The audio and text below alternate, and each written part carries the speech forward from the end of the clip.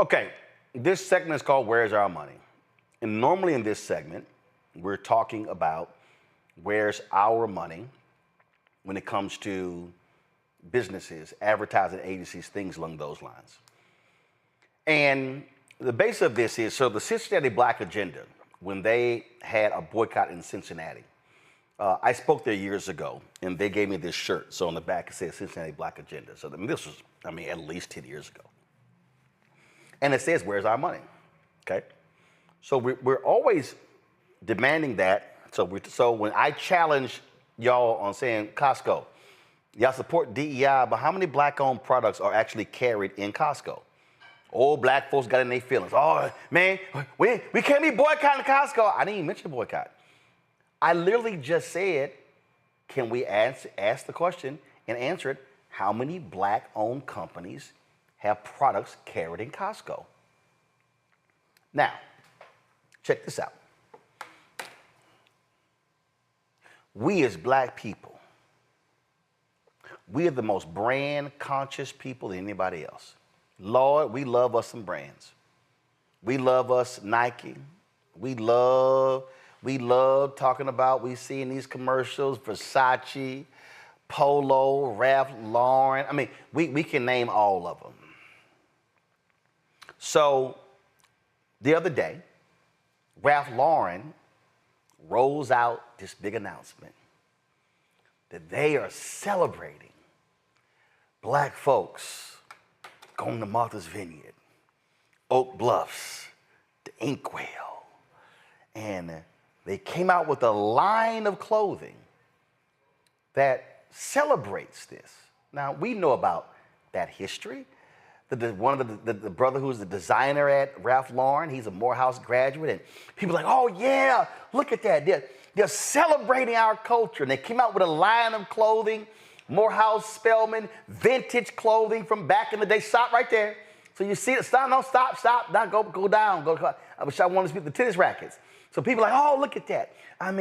Back in the day, how we used to dress up, and they got the Morehouse logo and the Spelman logo. So now they got this new clothing line. And oh my God, it's exciting. It's absolutely exciting. They're limited edition. Design and collaboration with graduates of Morehouse Spelman. Is Morehouse and Spelman getting a check from this? I'm just curious. Just curious. See, it's no different than when Macy's was showcasing these colorful outfits of pink and green and blue and gold and red and white and blue and white. And I was like, the D9 groups getting any checks from that? Or we just buying clothes from Macy's because the sister who was over that unit is a D9 member. And see, y'all see what I'm talking about. So check this out. Ralph Lauren ain't cheap. Ralph Lauren charging a whole lot for that. And y'all know we'll sit here and we'll spend $300,000, $400,000, $500,000, $600,000, $800,000. You take Martha's Vineyard. Martha's Vineyard used to be a place where a handful of black folks went, been going there for decades, in summer vacation, families growing up. Martha's Vineyard now is turned into the Black Disney World. It's so many Negro events at Martha's Vineyard. And first, let me be clear, y'all ain't gonna never see me, because I ain't trying to see nobody I know when I go on vacation. I ain't trying to have no list. We ain't house. I've been invited by so many people, it ain't happening. So stop asking me. But the reason I'm wearing this shirt, where's our money, is that's literally what black-owned companies are saying. So this is my next guest, Lanny Smith, CEO, founder of Actively Black. So he posted a video today, and I saw it, and I said, yo, get him on the show. I ran into him at the airport in Houston a couple months ago. And this is what he said. He said they announced a partnership with black farmers where they would source the cotton. Oh, I need y'all to listen to me. They were going to source the cotton from black farmers for their products, which would mean actively black, black-owned, black farmers all throughout the supply chain, black people getting paid. And they got hundreds to thousands of emails and social media.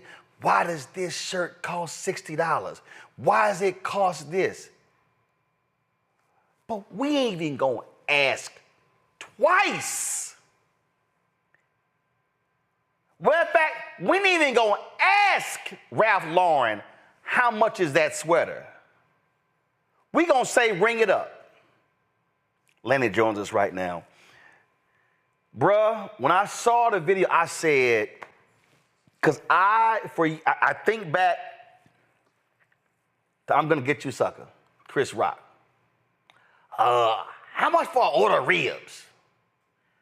Isaac Hayes gives them, can I get one? We walk into black stores. Hey, partner, how much is this here? We ain't never asked Walmart that. Walmart say, it's a scanner right there, put that QR code underneath it, and whatever that number shows, that much that shirt is. But we want the hookup, we want the lower price, but then we turn around and complain about lack of our black businesses. So I felt you 100% when you dropped that video, bro. I appreciate it. I appreciate it. I mean, it's something that, you know, I wasn't just speaking for myself. I wasn't just speaking for Actively Black. I was speaking for so many black business owners that deal with this, you know, constantly, where it seems as though our people don't value us the way that we value other people's goods. And, you know, it's problematic. You know what I mean? It's like, you know, I talked about the Ralph Lauren collection and gave props, you know, to those HBCU alum that are over there that created that collection. The collection is beautiful. I don't have no problem with them or the collection. But to your point, they have a shirt that's $128. And so I was just really confused as to how we get so much pushback and criticism for our shirt that's $60, asking why it costs so much. And when you look at the data, McKinsey released a report last year that showed that Black America spends $30 billion annually on apparel and shoes. That's every year we're spending $30 billion. And it was showing that the trend is actually growing. So by 2032, I think it's gonna double. And it made me think, we don't have a single Black-owned apparel brand that's worth $1 billion, but we collectively are spending $30 billion a year on apparel.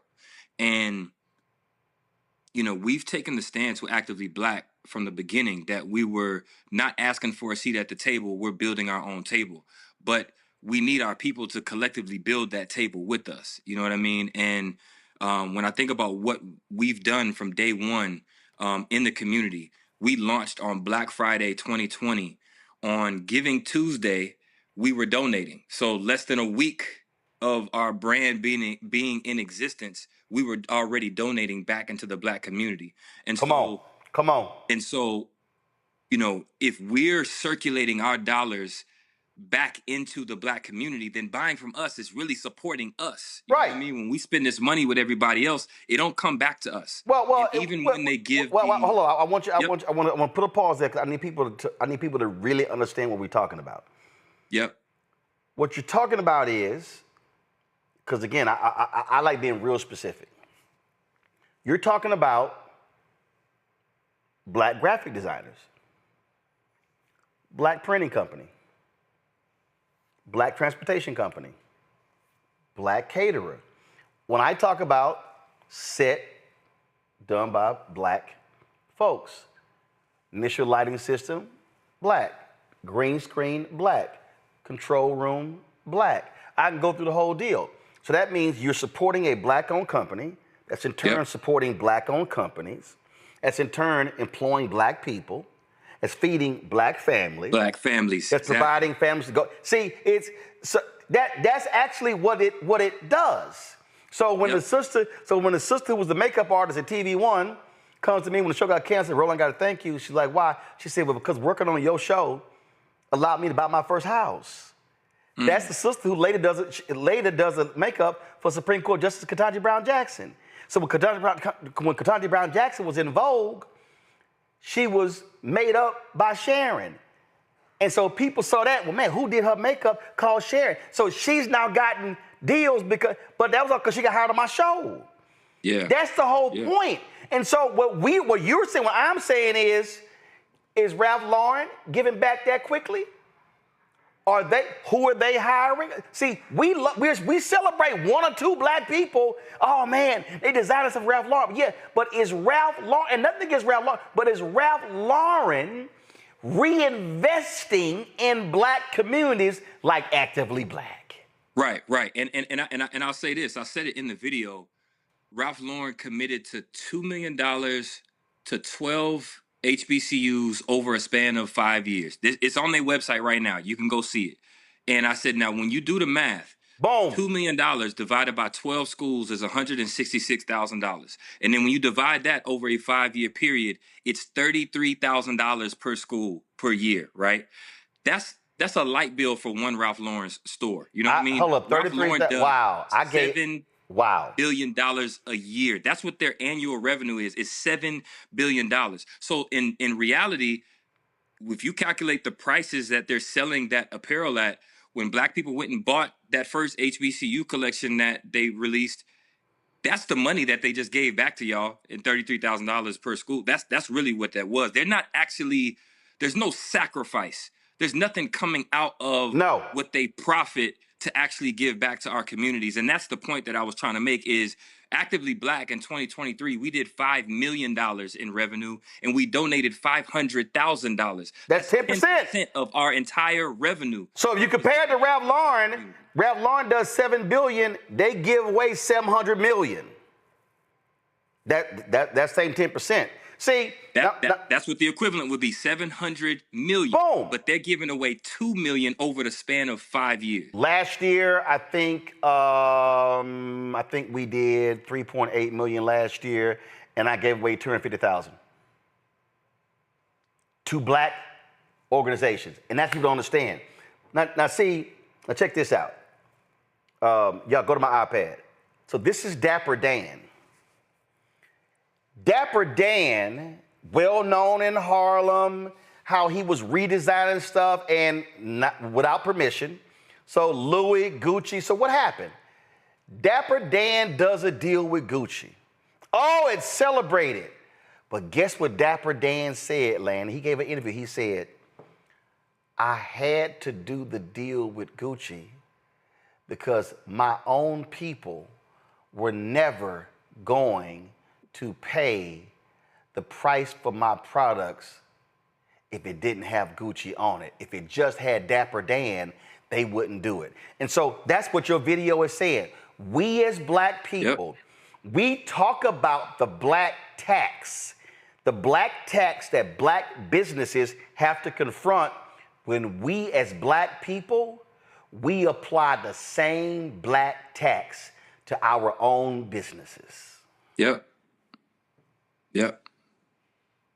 And that lack of, I gave the analogy that we're comparing black-owned businesses. The things that you constantly hear is whether it's the quality, the customer service, all those different things, right, that you're comparing to these multi-billion-dollar brands, right? And it's a situation where how can a black brand scale to the point where they have the resources to now hire a full customer service team? Boom. Where they can improve the quality of their product, where they can do all of those things. Damn, man, why it takes so long for y'all stuff to come? Well, there's a reason why you can order at 11 o'clock at night, and that product for them is going to ship at 7 o'clock the next morning because you have an entire infrastructure behind that to service those orders as opposed to what you, I mean, like that's right. So you trying to compare me to them, and as you point,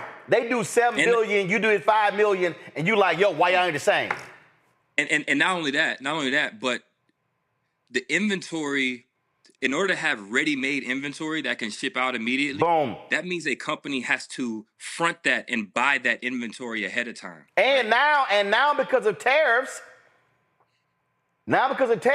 your cost has now gone up. I was talking to a sister, and she has a lot of different products she has a lot of different products. She said, Roland, FedEx wanted me to give them the full $80,000 check before they would even deliver the product. Before they even deliver it. Because of the tariffs. Yep.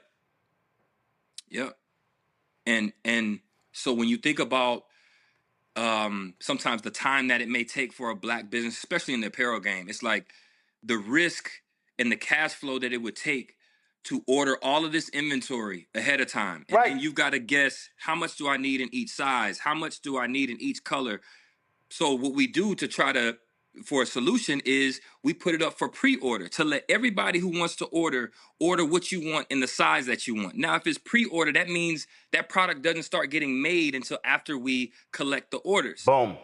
Then you have the issues of, well, what's taking so long? Why is it taking so long? I get mine from Nike or I get mine from whoever really fast. And it's like, okay, do you not understand that we do not have the capital resources to invest and take that risk of buying $1 million worth of inventory up front to sit there and be ready to ship to you immediately? You know what I mean? And another thing that I've tried to educate our audience on is black business owners receive less than 1% of all venture capital investment. I want to make sure people understand that. And hold up.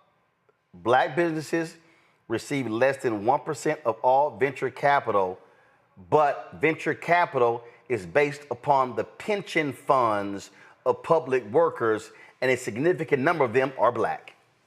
Correct. So whereas our white counterparts are able to go start a business and with an investment of multiple $1 million, or they can go to friends and family, and there's several stories of founders who have been able to gather up a couple $1 million from friends and family to start their businesses. What I'm trying to get our people to understand is these brands that you're comparing us to are the skyscrapers that you can already see. They are the shiny buildings that you can already see. But when you see how a skyscraper is built, when they first start constructing a skyscraper, they dig 160 feet down in the ground, and that's where they start building the foundation from. And it takes a while before you even break ground.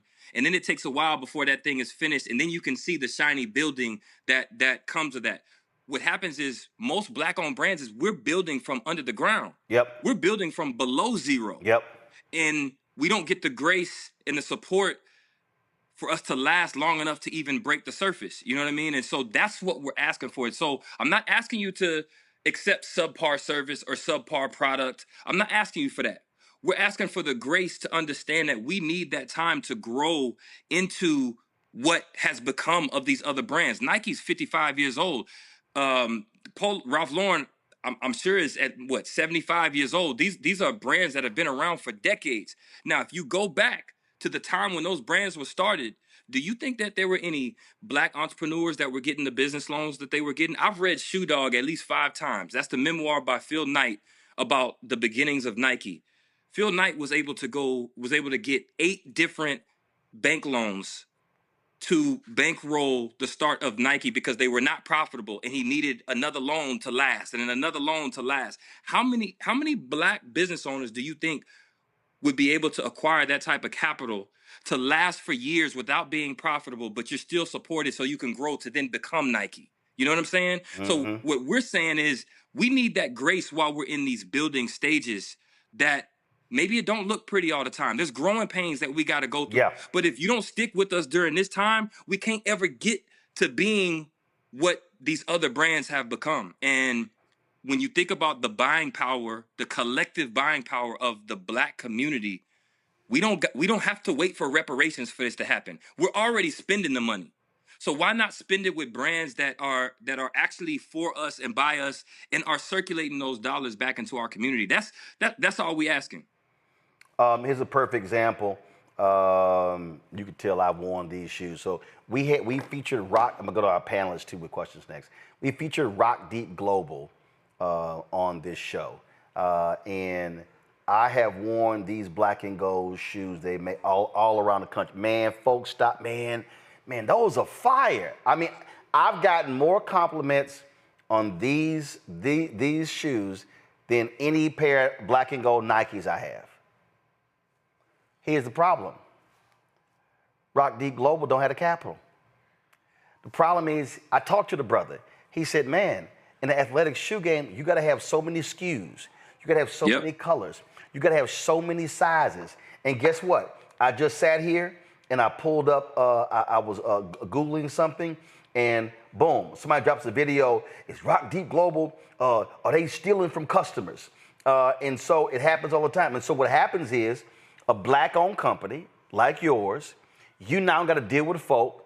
Are you stealing? Man, what's taking so long? All this sort of stuff along those lines. And yeah, we will sit here and tear our black-owned business down. It's different if someone is offering a customer service critique. But what we are seeing, and what happens is, when we're talking about how we will actively spend crazy amounts of money with white companies, and man, we good. But to your point, we'll go, man, I ain't spending $60 on that shirt. Man, I've got some Nike shirts. I'm going through Dick's Sporting Goods, and I'm like, that shirt's $72? Right. And those pants are $84?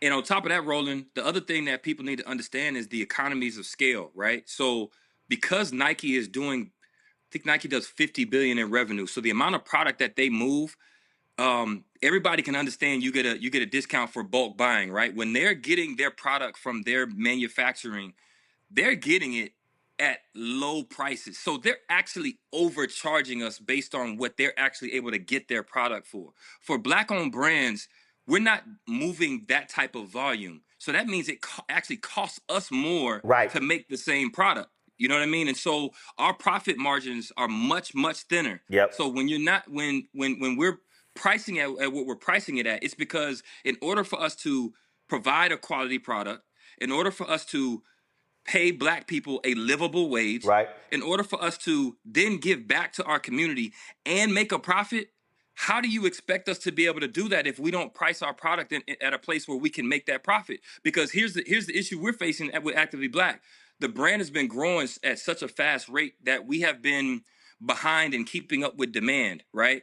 If we charged what we really should charge for our product, we would have more profit margin that we could reinvest into ordering more inventory so we can meet that demand. But if we have to be slim on our margins, where's that buffer that we can then go buy more inventory to meet the demand? We're having to recycle our profits right back into inventory. You know what I'm saying? And so, some of it is some of it's education. Some of it is our audience needs to understand what happens in the supply chain, what it costs to actually do the business. And there's a lot of them that don't know. But even if you don't, what my message is that we should value ourselves more than what anybody else is doing. And when you think about even some of those high-end luxury brands, a study just came out not too long ago. It said 75% of luxury spending is being made by middle class and low class on the social economic scale. 75%. 75%. So that means we spending the money with everybody else. We're just not spending it with us. And when you actually peel back them layers, half of that Italian leather is actually coming from Africa. You see something that's made in Paris, made in France. Guess what? France don't have no gold mines. I see. That gold comes from Africa. If you could see Greg Carr right now, he about to explode through the screen. The gold comes from Africa. The diamonds coming from Africa. The leather's coming from Africa. So what you're overpaying for, thinking that this is aspirational to be like somebody else, is actually coming from you. It's actually coming from us. They steal the culture, repackage it, and sell it back to us, and we're willing to pay a premium to feel better about ourselves because we're wearing somebody else's stuff. When you don't know the whole time, you are the sauce and the seasoning that they selling. This is on the Actively Black website. I'm going to go to my panelists next. It says right here, 100% organic, black grown cotton, premium cotton, made in America, sustainable, from the seed to the stitch, dirt to the shirt. You see right here. And again, premium cotton made from cotton grown by black farmers. Folk, that means they are supporting black farmers. We keep talking about losing black land, support our black farmers when they get their federal money. So when you buy actually black product, you are sitting here also supporting the black farmers. Let's go to our panelists. Let's go to, I'll start with you, Nola. This is, I've really been wanting to talk about this since the news dropped about the Oak Bluffs Ralph Lauren line for a lot of reasons. And thank you so much for everything that you said and all the love and attention that you put into your clothes. I think is very special. I think it's definitely needed. And I definitely understand all the growing pains. I understand supply chain problems, all the things. My 2 points are, and there's a question in there. Unfortunately, I think about this the way that I think about our current situation in politics. The folks who you want to educate, the folks who are buying the high end, they're not paying attention to the narrative and the story and the details because they're more interested in the status. They could care less about the care and attention that's going into the clothes making, or that the dollars are going back into the Black community. Unfortunately, this is where we are. We are in this very strange impasse right now, I argue, with integration, because a lot of what we're arguing for is really infrastructure for very Black lived lives, very kind of insular and segregated lives, which is the world in which I grew up in New Orleans. So I think that's one part of it. And then another part of it is, going back to the status issue. I remember I thought I was doing something when I was in grad school in Boston and I bought a North Face jacket. And very quickly when I got there, I was like, they were like, "Oh, okay, you must be cold with that little jacket on." And I'm like, I didn't know about a brand called Canada Goose. I didn't know about the $1,000 weather coat. You know what I mean? And so again, it goes back to this whole thing about status, about how does the world perceive you? Do they perceive you one way in a North Face, and do they perceive you another way in the Canada Goose? Right. So while it is some of these things that you all listed, we have to figure out how to take that status away, from people who feel like that piece of clothing make them feel special. Yeah. Here it is. Cotton, here it is. Cotton is cotton. I understand your point, but don't listen to Roland. No. Hold up. No, seriously. Here's my whole point. You say we got to figure out how to take the status away. What we have to train our people on is very simple. That shoe, that shirt, that pair of pants, that jacket, that tie has nothing to do with your personal worth. That's what I'm saying. But it's here. What has happened is we have been such a subjugated people that our deal is, well, if I ain't got nothing, I'm clean. And so, oh man, you wearing that Versace.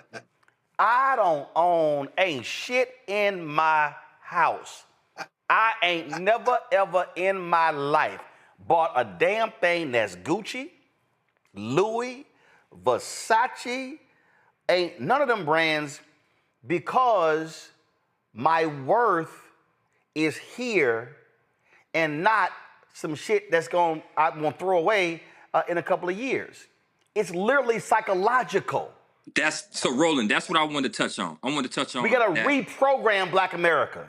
Got to deprogram and then reprogram for sure. And that's part of what my mission for Actively Black is, right? People think we building an apparel brand. We're not really building an apparel brand. I keep telling people the clothes are just a uniform for the movement.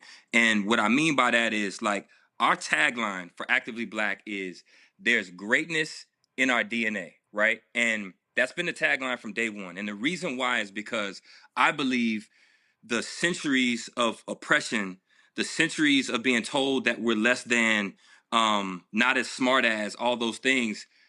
Subconsciously, that has seeped into the subconscious of some of our people, where we actually believe that. Even if we don't admit it, some of us actually believe that. So the aspirational marketing that often happens with some of these brands leads us to believe that, man, if I can afford that Gucci, if I can afford that Louis, if I can wear that, that makes me somebody now, right? And what I'm trying to deprogram and reprogram our people to understand is, like, the greatness in our DNA is actually the only thing that the oppressors have not been able to extract from us, right? They've been able to steal our bodies. They've been able to steal our gold, our diamonds. They've been able to steal our freedom. They can't take the greatness that actually lives inside of us. And so if I can actually get us to change how we view ourselves, then it'll change how we view these other things. I also said, you know, people think I'm trying to change what's in your closet.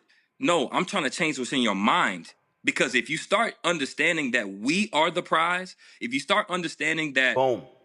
everything that becomes cool to Black culture becomes cool to the rest of the world, then you understand that we are the blueprint. So you're chasing somebody else's Right.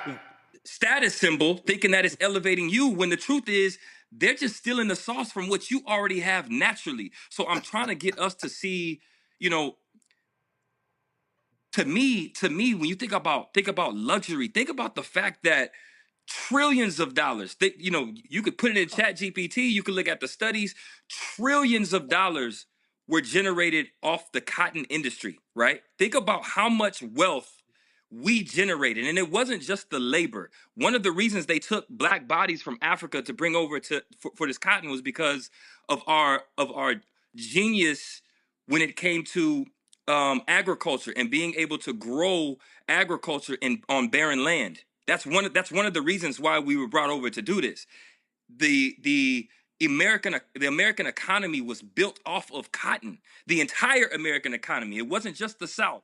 So when you think about, like, the value that we have brought into the world, why don't we see ourselves as that value? You know what I'm saying?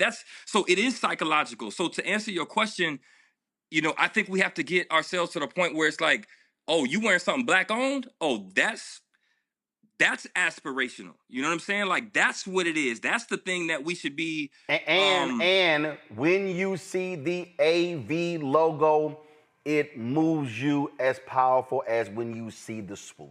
Yes. 1000%. 1000%. And let's be clear here. All of those brands. I'll say this. I'm not anti anybody else. I'm just for us more than anybody else. But all of those brands, Louis Vuitton, much love to Pharrell. He's a genius. He's a creative genius. And before him, Virgil, same thing.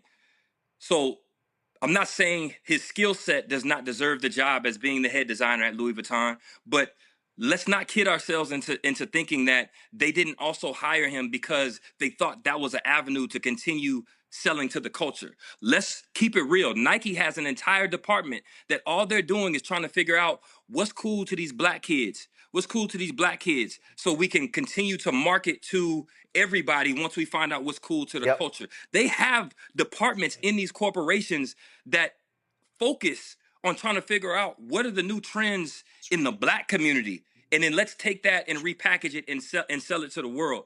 We are the blueprint, and I'm just trying to get us to see that. You know what I'm saying? Like, we can build our own Louis Vuitton.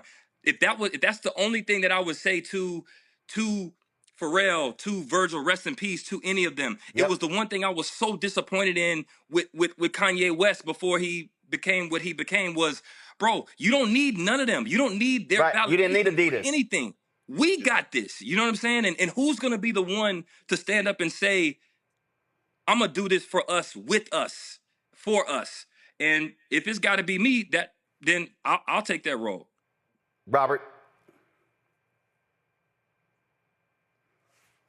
Robert, you're on mute.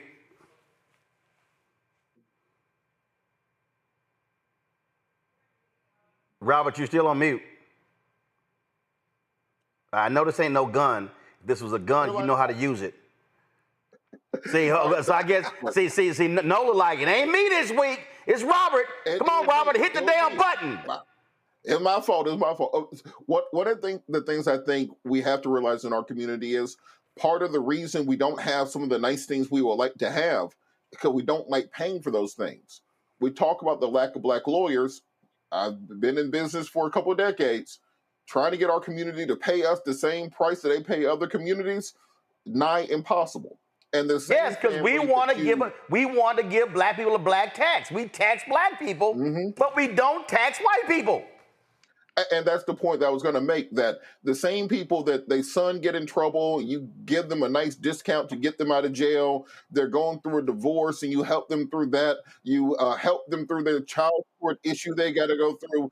Then finally they get into a car accident with a truck and the case is worth $250,000 and they can't get to a white lawyer fast enough. They still owe you money. And they will bust their neck and fall down the stairs just to get to someone else to give them more money because they will believe the commercial on the radio that tells them they will get more money with somebody else. Can you talk a little bit about this almost post-traumatic slave issue that we have in our community, where our folks still think that someone else's ice water is always going to be colder, and because of that, they are always going to charge us a penalty, as Roland said, but be willing to pay a premium to get the same or lesser product from somebody who doesn't look like them. Roland, you want to take that first? Or you want me to? No, you go ahead. You go ahead. It? You go ahead. Cause I'm gonna start cussing. You go ahead. Yeah, I think it's just that inferiority complex that we have subconsciously accepted. You know what I mean? I come from a world of basketball. I used to be a basketball player. I signed with the Sacramento Kings in 2009 before a career-ending injury ended my basketball career. You'll see a lot of athletes who will trust a white financial advisor over a Black financial advisor because they believe that they know more or they can help them more. You know what I mean? It happens across the board, and yeah, I think unfortunately it's a psychological thing that our people have just not been able to conquer, and I think that's one of the last barriers to actually getting us to get past all these things that have held us back. It's how we see ourselves. It's how we see ourselves. It's like we see ourselves as ops. We see ourselves as competition. We see ourselves as somebody to compete against when the oppressor is the real enemy. It's like our focus is on the wrong things. And so I don't know. That's one of the reasons why I started Actively Black. It wasn't just the world doesn't need another apparel brand. This was more so something that I was hoping would change the minds of our people. And, we're giving a lot of attention to those who don't understand. I also want to give props to the tribe, to the supporters, to those who have allowed Actively Black to be one of the fastest growing athleisure brands in America because they understand what they're supporting. And when I see those comments and I get that reaction when they're like, man, I poke my chest out a little more when I'm wearing my Actively Black. When I see somebody else wearing Actively Black and we give each other that head nod, acknowledging each other that we part of the tribe, like that made me feel good. That's what we're trying to spread. That's what we're trying to build. And so I think it's just going to continue to take more of us building this way and changing the minds of our people. Greg. Roland, thank you, brother. Thank you. Brother Lanny. I am one of your informal brand ambassadors, brother. Every time a bag like this show up at my house, can you see that, brother? Can you see that? I can't see it, but hold on, I see that. Is that bag black and gold? Yes, it is. No question. I see it. Listen, man, long before I knew that you and my sister Gussie and brother-in-law Randy were down, this time I was in Houston, I've been supporting you, brother. That hat you got, I got the X joint when you did the launch. I got the Wakanda joint when you did that.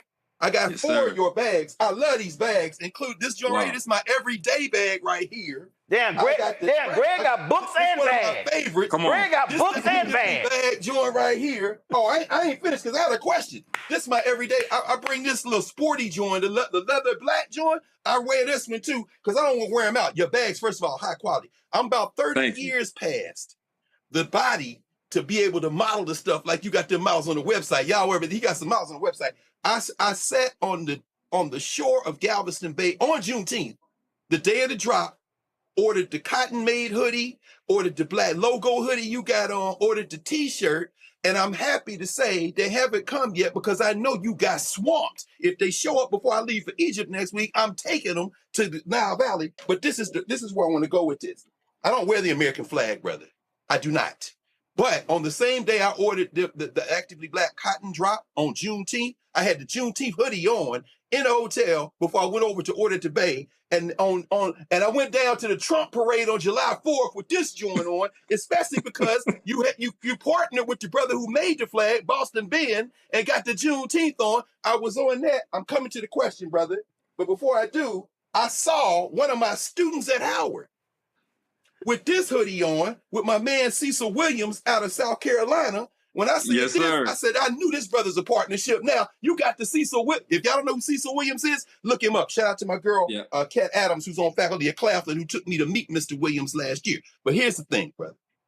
And I say this with all due respect. You didn't say this, but I'm going to say it. I got colleagues at Morehouse and Spelman.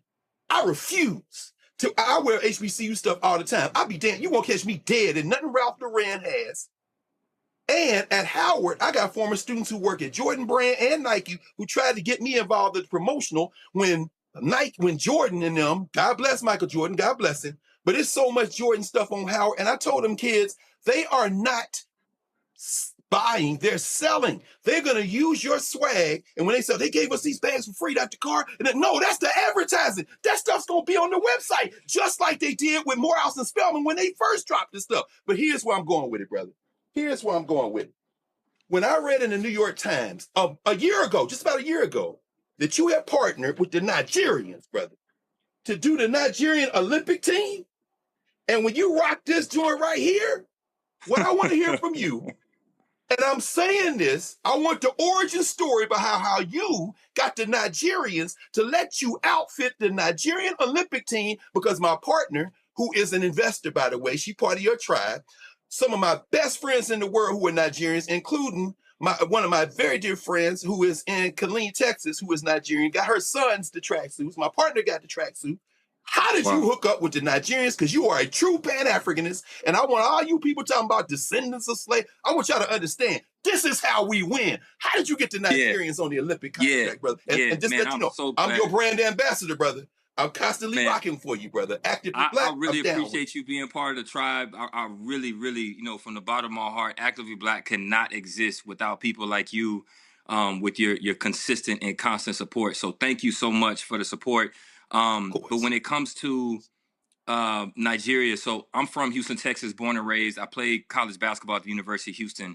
And when I was there, there's a track athlete named Sean Adigan. Hold on, what high school you went to? Hightower High School, mostly Texas. Boy gone. That ain't. He got to get a Jack Yates line, Roland. You got to get a Jack Yates line. My head coach was Greg Wise. Greg Wise is is the head coach over at Jack Yates. So shout out the co-founder of Actively Black, the black woman behind Actively Black, Bianca Winslow. Her father is Ricky Winslow, who's a Jack Yates legend. Hey, why? So, all right, okay, you get a reprieve. Go ahead. All right, appreciate you. And so, Sheon Adigan, she ran track at the University of Houston while I was playing basketball. She is Black history herself. She's the only African to compete in both the Summer and Winter Olympic Games.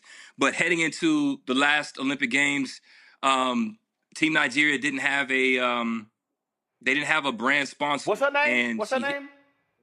Sheon Adigan. It's spelled like Sean or no. I know her. I know her. Yeah. I know her. Go ahead. And so we became friends while we were at the University of Houston. So fast forward, she knew what we were doing with Actively Black, and she asked if Actively Black could outfit Team Nigeria. They were looking for a brand deal, and I said yes, even though I had no idea what I was doing, because what's bigger than the Olympics, right? But also because it gave us an opportunity to show that what I'm building with Actively Black is not just for Black America. To me, what I'm trying to do is unite the diaspora, because, when you see this logo, it's obviously Pan-African inspired, but When you look at the green, that represents the natural wealth, the natural resources, the natural talent that we have as a people. When you look at the red, that represents, you know, the blood, the DNA that runs through all of us, and you lean those together, that's where the elevation comes. So that's what this logo actually means. And our common enemy, the colonizers, have done a masterful job of dividing us in so many different ways that we can't even see it enough to know that, man, if we actually unite, we outnumber them. We have more wealth than them. We have more power than them. So now we're divided in you Black American, you Jamaican, you Nigerian, you Brazilian, and we don't understand we're not the global minority at all. Right. You know what I'm saying? And if we can ever find a way to unite all of us, then, you know, that's where our true power lies. So we outfitted Team Nigeria. And to be honest with you, man, it's one of the most proudest moments of my life because, you know, we went out to Paris for the Summer Olympics, and I got to see, you know, I've got this picture that I'm going to get blown up and framed. We got to see athletes competing on the global stage, and it was one athlete wearing Nike and another athlete wearing Puma and then an athlete wearing Actively Black on the global stage. It don't get no bigger than the Olympics. And a Black-owned brand that was 3 years old at the time was there. You know what I mean? And yeah, that's a special moment for me. All right, Nola, part two. Nola, go ahead. I get to ask a question? Oh, hold on. The I can move along. So you wasting time right now. Well, thank you, sir. Don't take my generosity, girl. You better go and ask your question. Oh Lord, Lanny. Don't have my daddy text me till I leave Nola alone, girl. Come on, better ask your question. Lanny, oh my God. Back to my question. Chop. Come on. You gotta leave in Lanny. 4 minutes. Come on. Lanny, my question is, please forgive his rudeness. My question is, how do you think about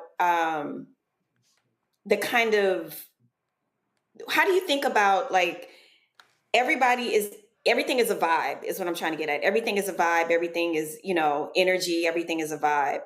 And as we were having this conversation about trying to kind of reprogram people to understand what we do, what we produce is beautiful, and it is the standard. What is your approach when you think about marketing, when you think about social media? Like, what sorts of things does your team think about? Like, what's your approach there? Yeah, I think authenticity is the foundation that we built this brand on. So anything we do has to be real. It has to be authentic. You know, even going back to the Nigeria question, we had half of those uniforms and outfits. We found a factory in Lagos, Nigeria, to make that, because I wanted that money to go to our people and for it to be authentic when they stepped on that global stage to wear it. So I think even everything that we do has to, it originates with authenticity. So when I think about social media, the content that we create, even, you know, me posting that video today, I was like, you know what, it may be some people that's upset with this, but I don't know any other way to be than my authentic self. And I think that's what people feel with the brand. And so when the marketing with the yep. They'll get over it. And so I think the thing with Actively Black that has been, if there is any special sauce that I can share, it's, you know, when you think about Nike, when you think about Adidas, when you think about any of those brands, they want you to be a walking billboard for their brand and to promote their brand. The thing that has allowed Actively Black to be successful is our tribe doesn't see they don't see themselves as the billboard for us. They see Actively Black as the billboard for them. They see Actively Black as a brand that represents who they are. They not represent Actively Black. The tribe not representing the brand. The brand represents the tribe. And so when you can create something that people see themselves in, when you can create something where people feel represented, they feel seen, they feel heard, they feel loved, that creates lifetime customers, but it also creates this community that we're building. And so that's the mentality I take into anything that we do with the brand, is remaining authentic to who we are and the mission and the purpose. And the point that I think people need to understand is that literally what Lanny just described, that's what makes people stand outside of a Foot Locker overnight to get the new pair of Jordans. I mean, so this is not hard. I did an interview today with Forbes Black, and I kept saying it. I said, from the moment our black skin touched these shores in 1619, we were the show, they were the business. And that's the reality. They want us to be the show. They want us to be the trendsetter. We literally said, black girl creates a dance on TikTok, white girl recreates it, white girl gets paid. We are the standard. So it's like, I mean, we can take this singing, dancing. I mean, we can go down the line over and over and over again, but we have to get our folk to understand this reality in terms of where we are. And, I had a couple years ago, the brother with Sia Collective. This brother is building a luxury brand. And he's like, yo, I got celebrities who want me to send them free stuff. He's like, yo, I can't do that. Jim Jones goes into I forgot what the hell it was. One of them. It was a Louis Vuitton. Louis Vuitton store, and they ignored him for 2 hours. And then he went somewhere else, and then came back talking about, yo, I dropped 30,000 worth of. All right. That's not a flex. I literally, that is not a flex. I literally saw. I forgot his name. Who was I don't give a damn about them people. Who was dating Angela Simmons? They just broke up, and posting like all these bags, and it's Chanel, and there's all this here. And the point Lanny said earlier, imagine what would happen when a black celebrity posts on social showering their woman with products, with luxury products from a black brand. The fan base is gonna say, what's that? Black people took an orthopedic construction company ass shoe, a Timberland, and turned that shit into a multi-billion. Yo, you couldn't, if you wore a pair of Timberlands to school in 1979, your ass would get lit. But when the hip hop dropped in 1980, it took the same as construction shoe. Wasn't nobody wearing them damn yellow tan ass thick sole. Yo, we shift the culture. Shift the culture. But I keep saying we are excellent at making other people rich, but want black people to starve. Mm-hmm. Well, Beyonce really gave Telfar a bump. Yeah. But what I want us to do, I want us to make it to what Land just said, where it's an everyday thing. Mm-hmm. It's a conscious decision. It's a conscious decision to what bag you're seen with, what shoe you're seen with. I'm telling you, I wear, Nagast has sent me shoes. We had them on the show, showcasing. I've worn their black shoes. People are like, yeah, man, what shoe is that? The Rock Deep Global. I'm like, listen, I don't even wear, when we go anywhere, Robot Unfiltered, I got those black and gold Rock Deep Global. And I was sad when I hit the brother. He said, man, listen, he said, we ran out of money. He said, people don't understand how ours compete. And that's the thing people understand. When you're in the apparel business, you are competing against global behemoths. Yes, yes. And they can buy 30,000 units, and if they only sell 5,000 of them, ain't no thing, discount that sucker, because they already know it was made cheap. A black-owned retail, y'all, cannot buy 30,000 pieces of something, of one item. So we just have to understand what's at play here. And so that's why I wanted to do this segment. The moment I saw the video, I was like, yo, book that shit. Because by Ralph Lauren calling it this limited edition, I'm telling y'all right now, Negroes gonna buy that sucker out. we gonna be running around, flexing The our season is starting on the vineyard. yeah. And I'm just, I mean, that's Roland, just, I will be butt naked before I wear anything by any of them. I'm just telling you right now, brother. You clothed me. You saw it. Roland is right. Let me just. Can I ask one more question right quick? yeah. Go ahead. You did a partnership Cool with the boys. Shabazz Center. Here's the Malcolm X joint, right? Could you say a word Yes, about your I gotta go. partnerships? Because I know Sorry. you're not smart. You're growing. Man, I'm thinking about all these historically black high schools. I wasn't kidding about having a Jack Yates shirts or Paul Lawrence Dunbar shirt here in DC. I'm thinking about all these HBCUs. When you did Cecil Williams and I saw one of my students walk into class with the Williams hoodie on, I got mad because I stalked your website and I hadn't seen it yet, so I immediately ordered it because I love Mr. Williams. But Claflin, South Carolina State, I was happy at the same time to see him with it. But could you say something about the intentionality of your partnerships, whether it be the brother Ben Haith who did the Juneteenth flag or the Shabazz Center? Yes, sir. Please. Man, the partnerships have been incredible, but they're to your point, they're very intentional. So the very first partnership we did, actually up on my wall, John Carlos and Tommy Smith, 1968 Olympics.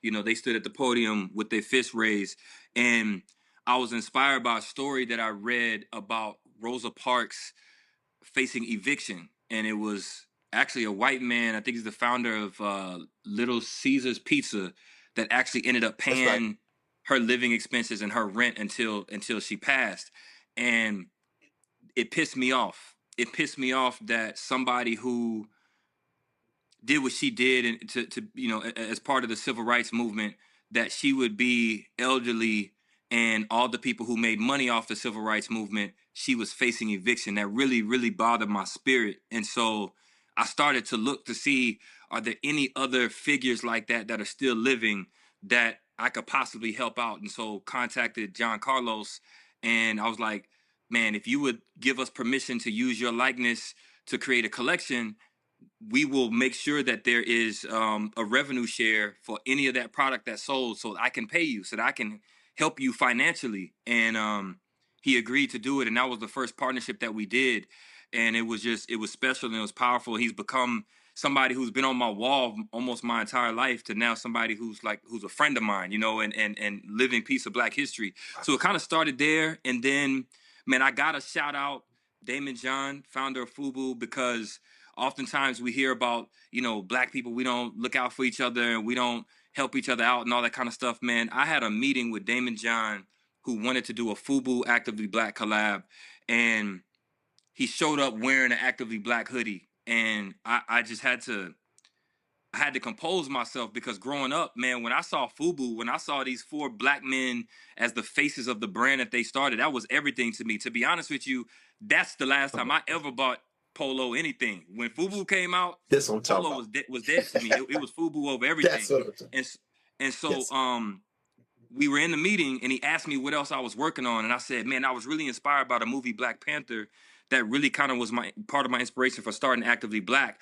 I showed him the sketches of what I thought a Black Panther Actively Black collab would look like. And this man, Damon John, in the middle of the meeting, he called the head of licensing for Marvel and Disney, and he said, y'all need to see what I just saw. Damn. Take your time, brother. High quality. That's why I rock this hat. That's why I hate getting emotional about telling the story, man. But tell us. Come on, brother. Come on, tell it. Man, he picked up the phone and made that phone call, and 2 days later, I was in a meeting pitching the head of Marvel at Disney. Man, I'm sorry, y'all. It's all right. No, go ahead. No. Take your time. I own this shit. Don't worry about it.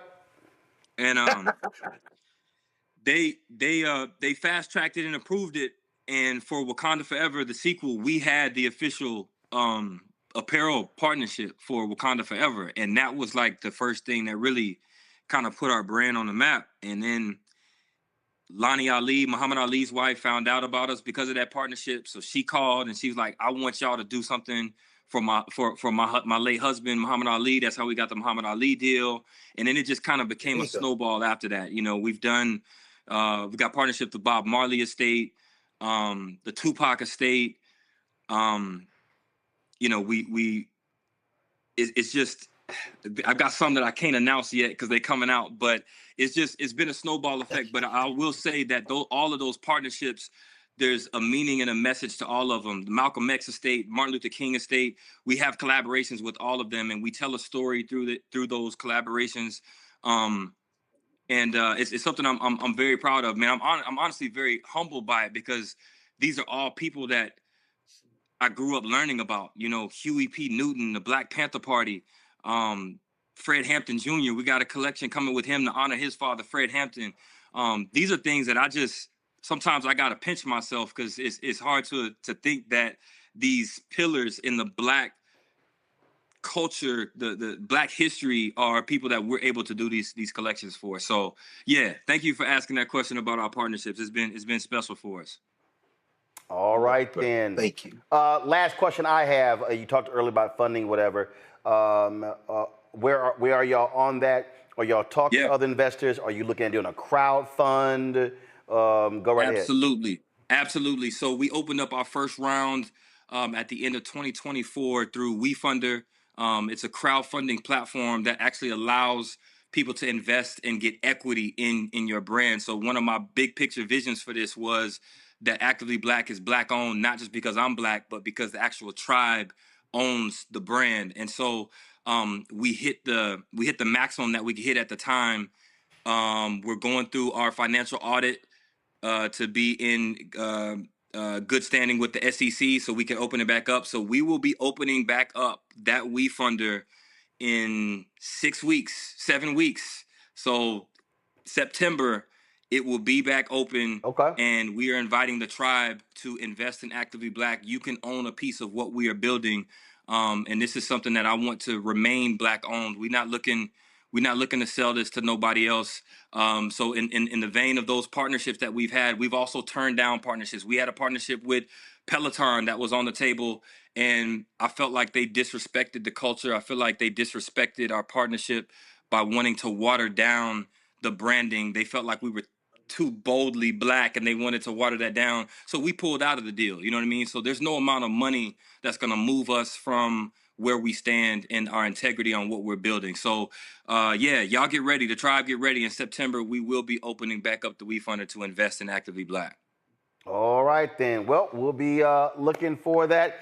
Landon, we certainly appreciate it. Thank you so very much for joining us. Thank you for having me. All right, folks. So what my intention was to only do 2 stories, but that's how those things happen. The bottom line is, when we look at what's, you can go pull up Greg and Robert. The thing here is that when we talk about this, the point you made earlier, Greg. No, pull up Greg and Robert, please. The thing for me right here is that. And this is why this show matters, and I keep trying to explain to people. There is not a single network in America that would have devoted that much time to Texas redistricting. It ain't gonna be the only time, but also a Black-owned product. I ain't gonna name no names, but I have seen numerous prominent Black accounts post, and see, we ain't doing it. I'm not gonna run it because they ain't getting that free. I've seen numerous prominent Black social media accounts post that Ralph Lauren video. Yes, sir. Not Yes, even sir. realizing they're giving them free advertisers. Ralph Lauren does not I need everybody listening to what I'm about to say right now. Ralph Lauren does not have to spend a single dollar advertising its collection because Black folk have given them millions of dollars of free publicity by running the video, showing the clothes, all that sort of stuff. We did it for context sake, but you see, we didn't spend all that time on it. And see, Robert, that's the thing that we don't get. We are literally giving it away for free.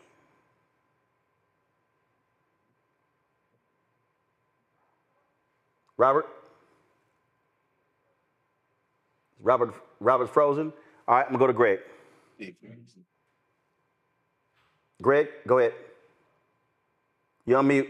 Roland, There you go. There you yeah, go. I There you can't. go. Am I? Oh, There you no, go. I think they had me muted. Yeah. Listen, brother. Again, you know, not again. Tonight was special. It really was. Both those stories put it exactly where it needs to be. We are in a country now, the United States, that's about to be fundamentally renegotiated, whether we want it to be or not. The desperation of this Trump administration is just the tip of the spear of the larger desperation. When you wrote in White Fear about the nature of white fear, you named what we are seeing right now. How we react to it was the second hour. It's got to be self-determination. And it can't stop at the shores of the United States of America. Brother, I can't even express to you what this does for my soul, because there are moments when, and this is for everybody listening, when you feel and see the thing that's in your spirit, you recognize that that's the road we have to be on. I wasn't kidding when I said, when I saw them drop the thing in Atlanta at the AUC with Morehouse and Spelman, I called some of my friends who were on faculty, some of them who were in the marketing campaign. I said, what are y'all doing? They said, well, you know, we want to support this and it's important for us, no problem. And as I said, when Jordan came to Howard and Nike came to Howard, everybody went and they called me and said, well, do you want to be? No, you won't catch me dead in any of that. And when they gave out all that free stuff and those young people gave more free advertising to Jordan Brand and Nike than you can imagine, I said, are we that dense? And I'm talking about some well-intentioned people in both those spaces who wanted to do something for Black people. And then, as you say, when this thing dropped, this Martha's Vineyard thing, I'll be butt naked. I promise you, before I wear a stitch of that. But when this comes back to the Black Star Network, brother, this brother Lanny Smith and what he's doing with that small number of employees that he has that is now growing, the connection with the Nigerians, that expression of Pan-Africanism, reaching elders like Cecil Williams and John Carlos. And that's actually how my sister Gussie, she was working with John Carlos to help put that together. That's how I first found out about Lanny Smith. And then my point is coming to this. In our heart, we know. But when we don't think we can win, we start making deals. You haven't made a deal, Ro. You didn't step out on faith, although faith was present. You stepped out on knowledge and the certainty that when we do what you did, we will win. Lanny stepped out on that same thing. It wasn't just faith, it was education, and it was knowledge and certainty that we will win. And what happens when that happens? I promise you, brother, next year, 5 years from now, 30 years from now, 40 years from now, as this thing is renegotiated, crumbles, and is remade in different places, you're going to look like a prophet. Lanny going to look like a prophet. Because the thing that we can do, that we have done before, we're going to do it again. Listen, every time he drops something, and you know, I'm an educator, so I ain't got that kind of money, but I promise you right now, I'm going to get it. And when you have that signal, it's like the nod in the airport that you get. It's like the acknowledgement on the bus or walking down the street when we see each other and we do that head nod. That's the equivalence of it. Our victory is certain, brother. We just got to stay on this path. And thank you for the Black Star Network, because we wouldn't be having this conversation anywhere else. And this is what's going to free us. So here's what I need people to understand. First of all, Robert's signal is frozen, so we appreciate Robert being on the show. Here's what I need everybody to understand. We could have made the segment all about Ralph Lauren and Polo and Oak Bluffs and Martha's Vineyard and get caught up all in that. But no, focus on the Black-owned brand. There's a reason we have shopblackstarnetwork.com. Give me a shot of that. There's a y'all, these are all Black-owned products that's sitting to my right. We use toilet paper, we use tissue, we use barbecue sauce, we use relish, we use cocktail mixes, we do popcorn, we buy apparel. We do all of that. That's why they shop blackstarnetwork.com. Y'all hear me say this all the time. The only way these things change is when we become intentional with our actions. Intentional. I could have said, give me the lowest price of a green screen. No. In our marketplace segment, we actually had this black-owned drapes company. And I said, hey, we gonna have a green screen in our next studio. They said, we can make that for you. Done. I didn't put that out for bid. I said, done. It's intentionality. And this is what our people have to understand.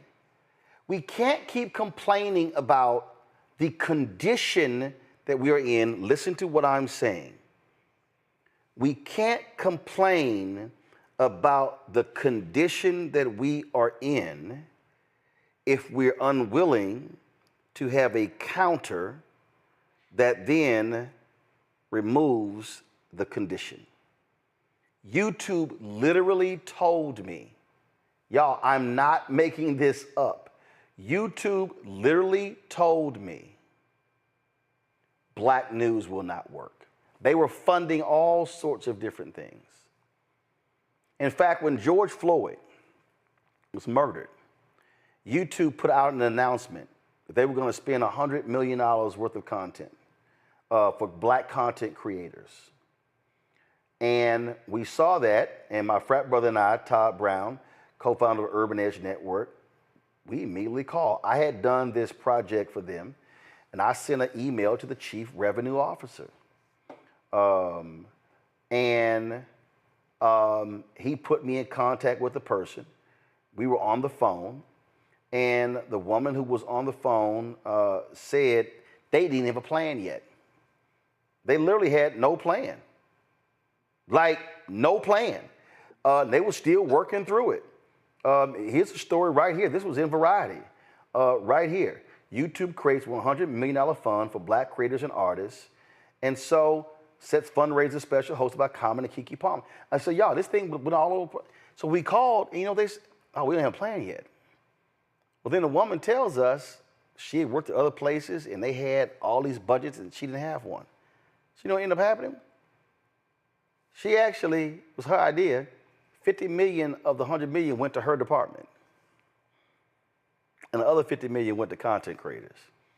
So one of the things that they did, they did these big old specials. I mean, again, I participated in one of them, these big old specials. And I was like, they probably spent $3, $5, $6 million on this thing, and it did maybe 1 million views. And I said to them, I said, do you know what you could have done? You could have taken the same 5 million and literally given $500,000 to 10 black content creators, and you would have generated more views than you did with that whole deal. You would have funded 10, and I walked through the whole thing, and they were like, shit, you're right. But that wasn't the intention. So we do this to be intentional so you are aware of what's going on. And we could have talked about Trump, some other bullshit, talked about Jeffrey Epstein, talked about all sorts of, I'll save it for Monday, these crazy ass Karens. But what I need our people to understand is that if we did not have this conversation with Actively Black today, you were not going to see it on ABC, NBC, CBS, MSNBC, Fox News, any of these networks. You're not going to see it on any of the, and in fact, you're going to have black people, and I got nothing against Abby Phillip or any, who will clip some crazy shit that Scott Jennings said on her show and put it on. See, it's the same thing. Y'all, it's the same. See, y'all, it's the same thing. It's the same cycle. We will clip something on CNN, but not clip Roland Martin Unfiltered. We will be seen wearing a Louis, but we're not going to carry a black luxury product. I'm telling y'all. Can I do this? Can I just say? Yeah, I do this for a living. When I wear something black on, man, what's that? What's that? Got from so-and-so. Go to their website. Imagine if your top 100 black celebrities did that. You would change the economic climate of black-owned businesses overnight. Greg, go ahead. Absolutely. No, I didn't want to interrupt you, brother. Because I know you won't say this, but I want to say this to you and to everybody with you listening. Not only will they do that, what you'll see now with Actively Black, as a result of what you've done tonight, you will see other Black content creators who now become aware of Actively Black, who watch your show, platform Actively Black, and not mention you. Go on. Yeah, and it's like, which is okay, but I'm and just guess saying what? Fine. they're not gonna connect to the Yes, I'm just saying that Yeah. to you 'cause I want you to hear Yeah, that. and I just want people to understand that you can literally, everything we're talking about, we can literally change the paradigm. We can literally change it. I am not saying that Black people alone, because here's what we know. When we create stuff, they also buy it. They buy it too, because when they see us wearing it, they want to wear it. So this is Actively Black is not for Blacks only. It's not. We can change the game. I just want us to understand power's in our hands, but we cannot complain about what we're not getting when we won't even support our own. And that was the whole point of the first story. You can't complain about what you don't get politically if you don't vote. And you can't complain about why we don't have a $1 billion Black retail apparel business when you're giving your money to Ralph Lauren and Nike and you're ignoring Actively Black and other Black companies. It's as simple as that. Hello, I'm Isaac Hayes III, founder and CEO of Fanbase. Listen to what I'm about to tell you. The window to invest in Fanbase is closing. We've raised over $10.6 million of our $17 million goal. That means there's room for less than 6,370 people to invest in Fanbase for the average amount. The minimum to invest in Fanbase right now is $399. That makes you an owner in Fanbase today. Go to startengine.com/fanbase to invest. Why? Because current social apps have taken advantage of users for far too long, with content suppression, shadow banning, harmful racist content, and no real tools for monetization and equity. Fanbase has over 1.4 million users and counting, allowing anyone to reach all their following and monetize their content from day one. Social media is the new TV, and whoever owns the apps that distribute that content have the opportunity to own potential billion-dollar companies. While big platforms with uncertain futures are failing to serve their users, Fanbase is stepping up to fill the gap. Don't wait until it's too late. Invest now, invest for yourself and your future. Go to startengine.com/fanbase and own the next generation of social media.